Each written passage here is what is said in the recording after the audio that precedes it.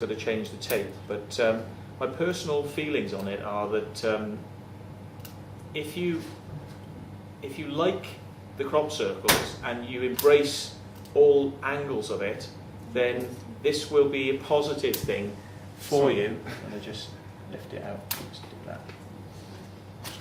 Yeah, oh, there we are. Sorry. Let's put that back in. I'll come back to you in a second. That's all right. I'm not going to avoid the question. That's only halfway through, you know.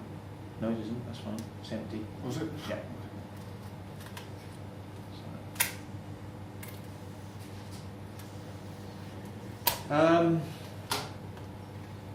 I don't know if you're gonna, if you would like me saying this, to be honest. I don't know if you're going to like me saying this, and I apologise in advance if this offends.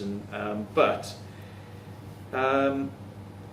I've thought about this. I've thought about Michael Glickman with his Parkinson's. I've thought about many people, and I've wondered to myself whether the conflict in the minds of some researchers has actually caused them to feel a little bit depressed over the possibilities of whether people are making circles, and wondered whether or not if depression triggers cancer. I've wondered about this, and to be honest, I suffer from depression. I've had my dark moments, you know. I sort of mostly because I'm a bit of a lonely git and I just don't get out enough. I mean, that probably stopped. If I got out and did more, I probably wouldn't be so depressed. But I sit there in front of the computer watching YouTube clips all day, and then I wonder why I'm feeling lonely and depressed. You know, summertime comes and you meet people with crop circles. It's great. Wintertime, I don't want to get up. You know, it's like. But there we are. I just think that it's a state, sometimes a state of mind, and I've wondered whether or not what we've done in saying that we make circles has had a negative effect on some people, and I worry about that. But I feel that's why it's also very important to tell people that the whole point behind why people are making circles is because it can be something positive, and you can have something positive out of it. And I just hope that people aren't dwelling on the negative of it, you know, because maybe that will cause upset and illness, and I hope that that isn't the case. Also, another possibility could be that because you have seen so many crop circles, maybe a certain amount of crop circles are good for you. Maybe overdose might not be so good. But then why aren't we affected as Circlemakers? Because we get the biggest overdose of them all. Maybe you will later on when your genes change. Could be. It could be an age thing. Yeah, it could be an age. Once you get over a certain sort of age, if you're still making circles, you might. But then again, we're in a different environment when we make circles. We make them at night. The conditions are different, and people go back to them in the daytime. And there is a difference because they spray these fields with all sorts of chemicals.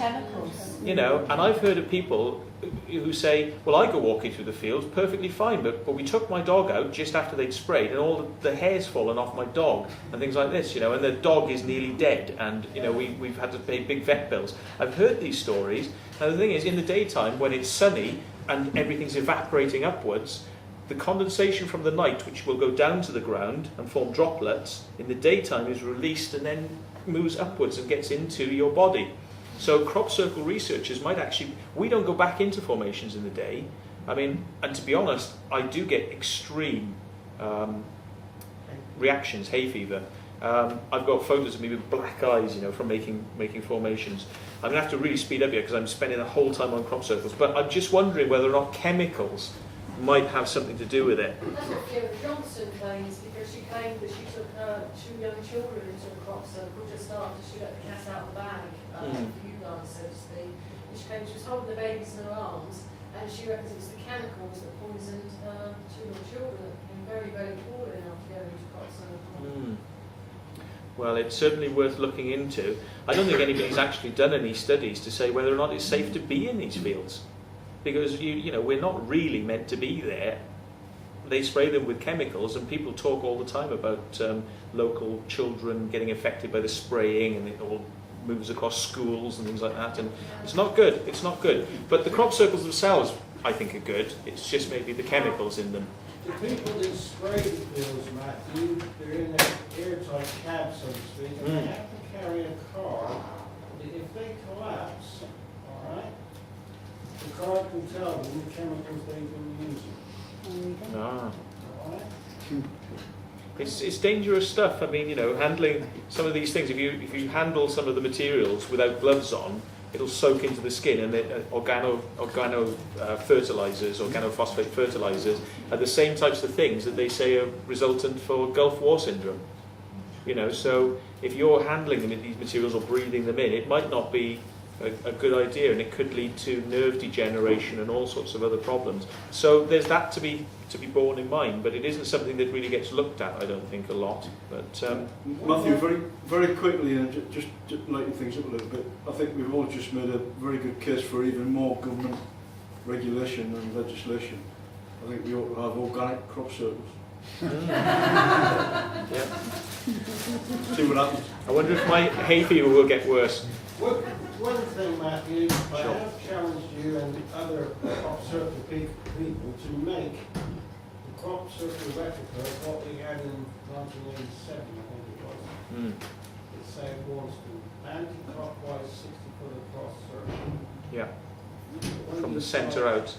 When you fly over it, you've got a clockwise spiral.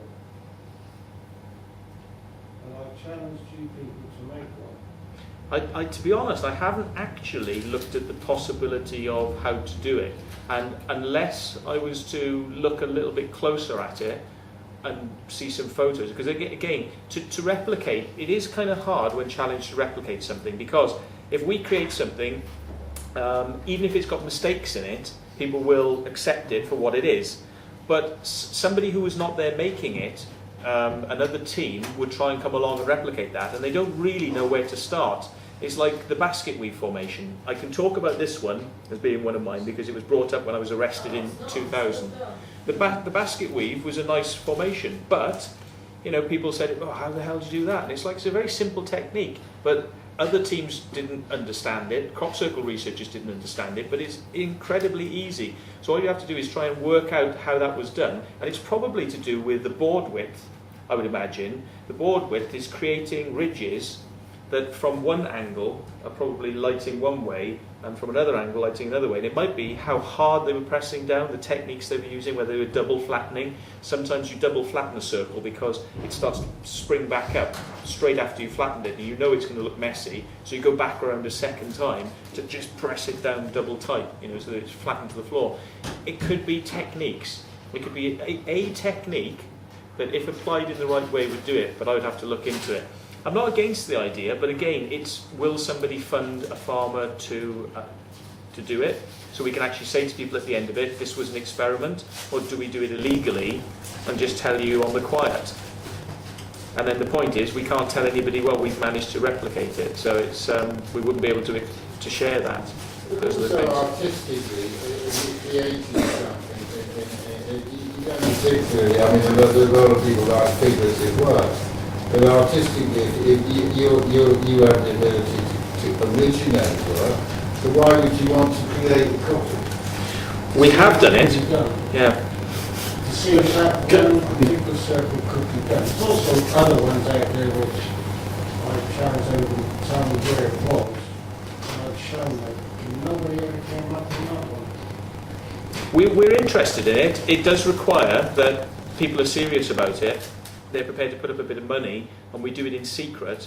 Ideally, the way we'd like to do these demonstrations or attempt to copy a circle is that we don't tell people we're doing it, and we like to sort of see what people think. But I mean, if it's a direct copy, obviously they'll say, well, that's appeared before, you know. But it's nice in some ways to not do copies and to do original work, but have somebody say to us, you know, well, we want you to do this design because we think you couldn't do that.